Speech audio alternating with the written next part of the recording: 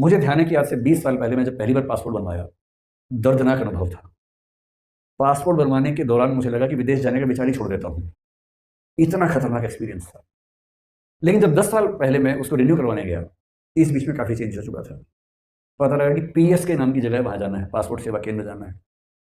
तो मैं वहाँ गया, ऑनलाइन बुकिंग हुई। मुझे बड़ी खुशी हुई कि ऑनलाइन बुकिंग भी होती है इसकी। टाइम स्लॉट मिल गया, क्या डॉक्यूमेंट्स लेके जाना है, सब कुछ हो गया, फॉर्म सबमिट हो चुका है। तो मैं वहाँ गया, आईटीओ के पास पीएसके में गया। तो एक आदमी बाहर बैठा था, मैंने कभी पीएसके में जाने, बोले हाँ यहाँ से अंदर जाइए। मैं अंदर गया, मैंने माहौल देखा, बाहर वापस आ गया।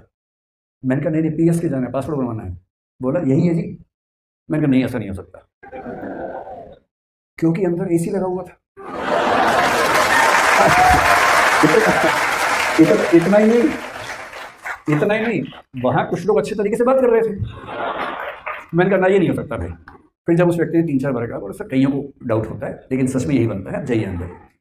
मैं गया, मैंने बड़ी हिम्मत से एक, वो जो केबिन्स होते हैं वहाँ छोटे छोटे क्यूबिकल्स बोलते हैं उनको ना, एक क्यूबिकल में एक कोई व्यक्ति बैठा था। मैंने उससे पूछा, मैंने कहा पासपोर्ट यही बनता है? बोले हाँ सर यही बनता है, बैठिए। अब तीसरा डाउट, उसने कहा बैठिए। ये मैंने कभी नहीं सोचा था कि सरकारी ऑफिस में कोई कहेगा बैठिए।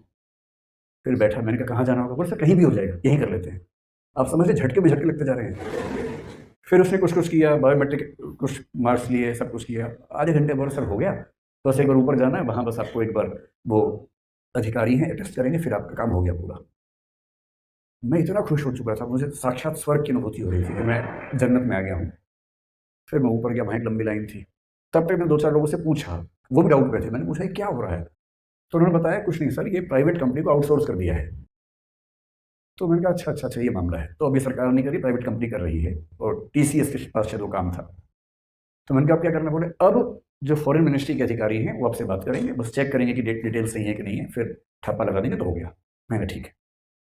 वहाँ नंबर 1 घंटे बाद आया, तो मुझे कुछ कुछ होम फीलिंग होने लगी कि मैं अपने घर में ही हूँ।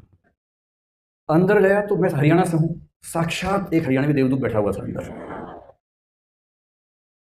हरियाणा में सबसे अच्छी बात है कि वहाँ सम्मान सूचक शब्द है ही नहीं हमारी भाषा में, ना ना ना ऐसा ना ऐसा शब्द है, ना ऐसा भाव है।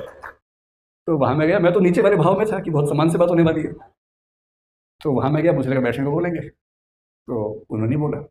उनका पहला सवाल था क्यों जाना बाहर? बोले बाहर क्यों जाना चाहते हो? तो मैंने कहा घूमने के लिए जाना है। तो 2-3 बार ऐसी बात बोल के फोटो मिलाई अच्छे से, तू ही है ना, तू ही है ना? मैंने कहा हाँ मैं ही हूँ भाई, मैं ही हूँ। हाँ बोले ठीक है जा, ठप्पा लगाया जाओ। तो मुझे भरोसा हुआ कि नहीं, मैं अपने देश में ही हूँ, और वो संक्रमण चल रहा है। एक दिन में थोड़ा चेंज होता है, चेंज धीरे धीरे होता है, एक दिन में कहाँ चेंज होता है, समय लगता है चेंज होने में।